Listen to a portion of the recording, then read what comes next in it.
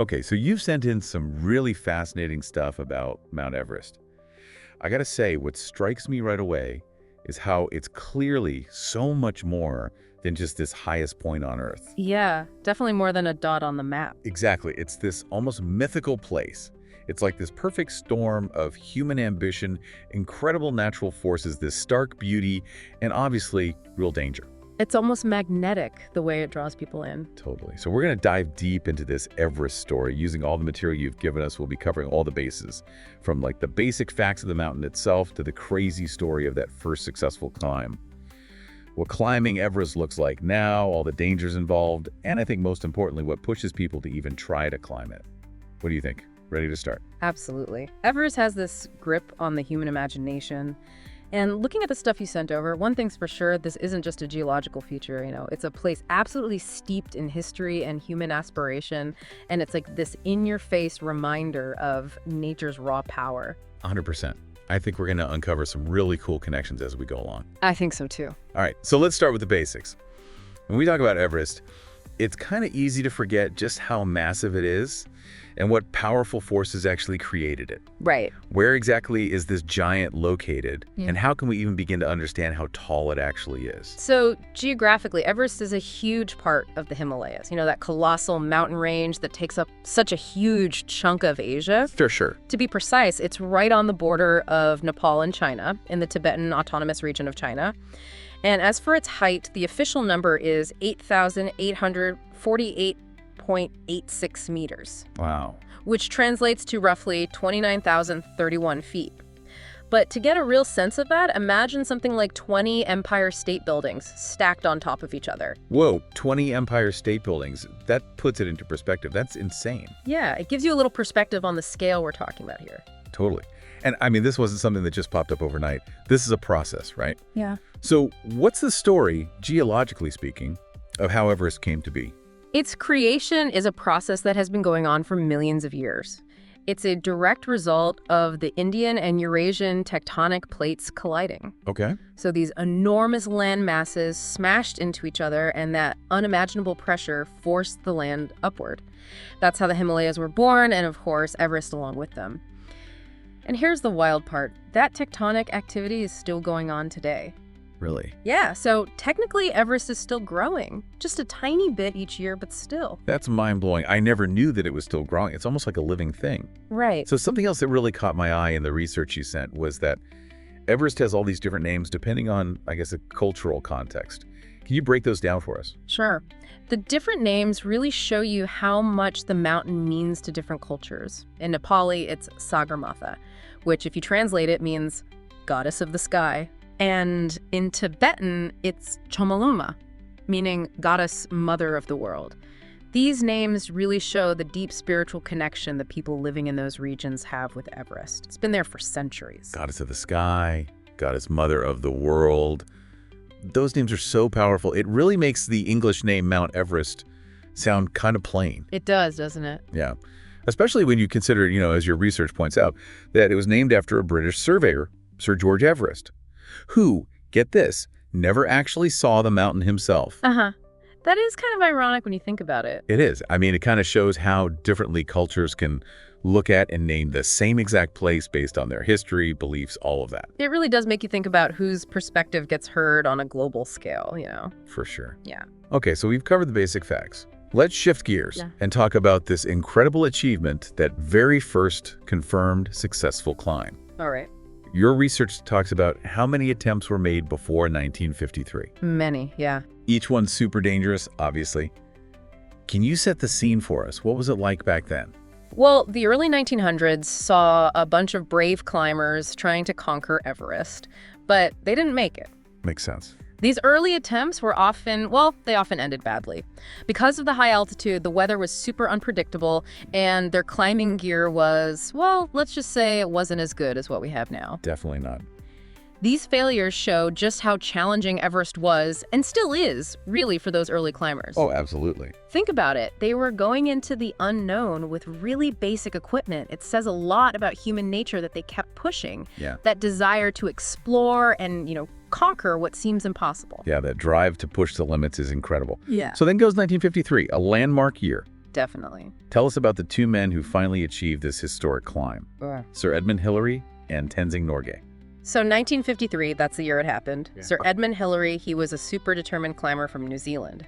And Tenzing Norgay was an incredibly skilled Sherpa climber from Nepal. Right. They were both part of a British expedition. And I think it's super important to say that they were the first confirmed to reach the summit. There's some debate about earlier attempts, but Hillary and Norgay's climb is the one everyone recognizes and celebrates. It's hard to imagine what they went through. The freezing temperatures, the thin air, the brutal winds. Yeah. This was no walk in the park. Not at all. This was weeks of intense physical and mental challenge. They had to deal with dangerous terrain, limited supplies, and they were constantly battling altitude sickness. It's really incredible that they even made it. Reaching the summit showed just how much endurance, skill, and pure determination they had.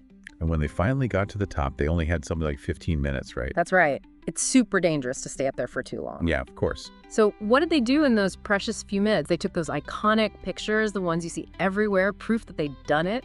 They also buried little offerings in the snow. It was like a sign of respect for the mountain, especially for Tenzing Norgay. I've seen that picture of them at the top, flags and all. It's just legendary. Absolutely iconic. And, well, the world went crazy. They got so much recognition. Oh, yeah. It was huge news globally. Everyone was celebrating this incredible human achievement.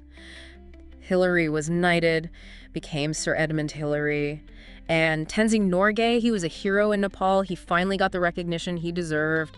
Their climb inspired so many people, and it definitely opened the door for more climbers to try and tackle Everest. Absolutely. But let's not forget, the mountain was still just as dangerous as ever. And also, their climb marked a sort of shift in how people saw Everest.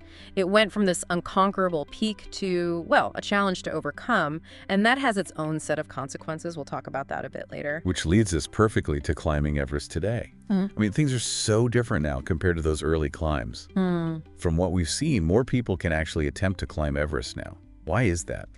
Yeah, it's changed a lot. I think better gear and better weather forecasting have helped make things safer. Right. But the biggest change has been the rise of professional guides and, of course, the amazing Sherpa climbers. They're local experts who do so much. They help plan the routes, manage all the logistics, help with the oxygen tanks, and really put safety first. It's just not possible without them, really. Yeah, your research emphasizes how crucial the Sherpas are. They know the mountain inside and out. And your research also mentions that there are better times of the year to try and climb. When are those windows? Most people try to climb in May, before the monsoon season hits, or in late September after the monsoon is over.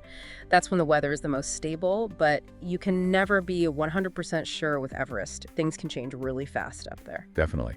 So it's not just about deciding to climb and then going. Your research talked about a really long process, weeks spent just getting used to the altitude. Why is that so important? Acclimatization is absolutely key. You can't climb safely without it. As you go higher, there's less and less oxygen in the air. Each breath you take, you're getting less oxygen. Now, the human body is pretty amazing. It can adapt to this by making more red blood cells, but it takes time. Weeks, actually. Wow, okay. So what climbers do is they set up camps higher and higher up the mountain, and they spend a few days at each one before going higher. This gives their bodies time to get used to the thin air, and it lowers the risk of getting really sick from the altitude. That makes sense. So the body adapts, but it also needs a little help. Your sources mention that most climbers need to use oxygen tanks, especially as they get higher. Right. There are some super fit, super experienced climbers who might try it without oxygen tanks, but most people use them, especially when they get into the death zone. The death zone, that sounds terrifying. Yeah, it's not a place you want to hang out in. So the tanks basically give them the oxygen they need to keep going. Exactly, and that helps them avoid those serious altitude sicknesses. It can get pretty dangerous if your body isn't getting enough oxygen. And then there's the cost. I mean, for most people, the price of climbing Everest is just as daunting as the mountain itself. Tens of thousands of dollars. Where does all that money go? There's a lot that goes into it. First, you need permits from either Nepal or China just to be allowed to climb. And those are expensive. Then there are the fees for the guides and the Sherpa teams. They're the experts, and their help is priceless, literally. Then you've got all the specialized gear. High altitude equipment is super advanced, and that comes with a price tag. Plus, you need multiple oxygen tanks and refills for the whole trip. Makes sense. And of course, there's food, shelter, all the supplies you need for weeks on the mountain. And let's not forget transportation to and from base camp and insurance, which are essential but also costly. It adds up. So even today, trying to climb Everest is still incredibly challenging and really, really expensive. But even with all the new technology, all the expertise, it's still super dangerous. What are some of the main dangers that climbers face? Well, while new gear and knowledge have definitely helped, Everest is still Everest. It's unpredictable and unforgiving. Avalanches are a constant threat. That's when huge amounts of snow and ice just break off and roar down the slopes. And the Khumbu icefall is one of the most dangerous spots. There are these massive towers of ice called seracs, and they can collapse without any warning. Wow. That makes it incredibly risky to climb through. And then you got crevasses. They're basically giant cracks in the ice, sometimes hidden under the snow. If you fall into one of those, well, it's not good. And that's not even considering how cold it gets up there. Yeah, the temperature can drop to way below minus 30 degrees Celsius or minus 22 Fahrenheit. And that's not even factoring in the wind chill. You're constantly at risk of frostbite and hypothermia, even with the best gear. And then there's that area near the top they call the death zone. Right. What makes that part of the mountain so dangerous? The death zone is anything above 8,000 meters. Basically, the air is so thin up there that your body can't function for very long. Even with oxygen tanks, you're running on fumes, so to speak. The longer you stay up there, the worse it gets. You can't think straight, your movements get all messed up, and you're at a huge risk of getting seriously ill. Like APE, where your lungs fill with fluid, or HACE, where it's the brain that fills with fluid. It's a really dangerous place to be. It's a stark reminder of just how powerful nature is. Yeah. And sadly, as we've learned, the mountain has taken a lot of lives. Over 300 recorded deaths on Everest. It's a tragic fact. Everest doesn't care how experienced you are or how much money you spend. It's a powerful reminder of the risks involved in high-altitude mountaineering. And the sad truth is that because of the conditions, the remoteness, the difficulty of getting up there, some of the bodies of those who've died are still up there on the mountain. It's pretty sobering. It is. Knowing all this, it makes you wonder, why do people do it? Why risk their lives to climb Everest? That's the big question, isn't it? Your sources talk about a lot of different reasons, often very personal. What did you find? Well, for a lot of people, it's a lifelong dream. It's this ultimate challenge, and they feel like they just have to try. They want to push themselves, physically and mentally, to see what they're really capable of. It's about proving something to themselves. I get that. But what's interesting is that a lot of climbers say that the summit itself is not even the most important thing. Wow. Yeah. It's the journey, the struggle, the focus, and the teamwork that they value the most. It's a transformative experience, you know? I can imagine. Yeah. And your sources also mention this connection with nature. Being surrounded by that incredible landscape, even with all the dangers, it has to be a powerful experience. Absolutely. It's like stepping into another world. So for some, climbing Everest is about finding that connection, that sense of being part of something much bigger than yourself. And the climbers who do reach the summit, they often talk about this profound sense of peace, freedom, and even a spiritual connection. It's like they've touched the top of the world in more ways than one. It's a powerful thing. It is. And your sources also highlight the Sherpa people. They're vital to everything on Everest. Oh, without a doubt. And for them, it's not just a mountain to be climbed. It's something sacred. Exactly. The Sherpas have lived in the shadow of Everest for generations. They call it Chamaloma, remember? They have such deep respect for it. It's part of their culture and spirituality. And their knowledge of the mountain, passed down for centuries, is unbelievable. The routes, the weather, the dangers. They're the experts, and they keep everyone safe. It's not just a job for them. It's a connection that goes way beyond money.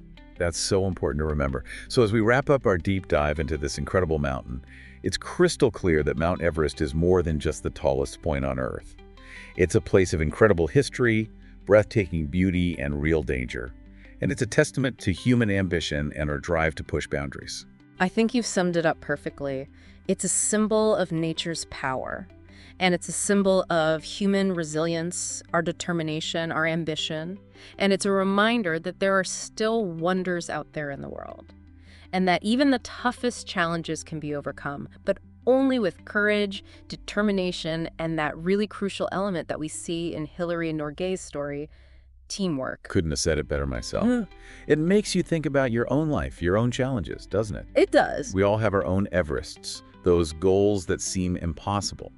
And maybe by understanding what drives those climbers, their sheer willpower, their teamwork, we can learn how to face our own challenges. Or maybe thinking about Everest makes us question the ethics of climbing a mountain that is so sacred to other cultures. What are your final thoughts? I think that's something everyone has to grapple with themselves. There's no easy answer. That's a great note to end on. Thanks for joining me for this deep dive. Thanks for having me. It's been fascinating. And to our listeners, thank you for joining us. We'll be back soon with another deep dive into a new topic.